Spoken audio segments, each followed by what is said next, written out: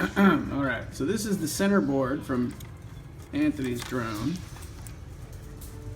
Everything looks okay from the top, sort of, until you realize that's smashed, and then you look at the bottom and you realize, oh shit, that's kind of not fixable, huh?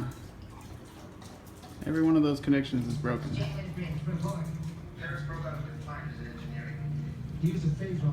So when this thing fell from the sky, it landed on the very tip top of it, smashed this,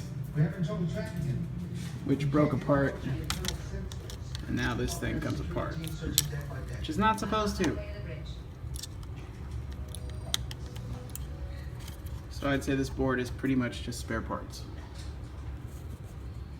But it's working out because I was able to put all the motors on my big bad boy with my extended arms,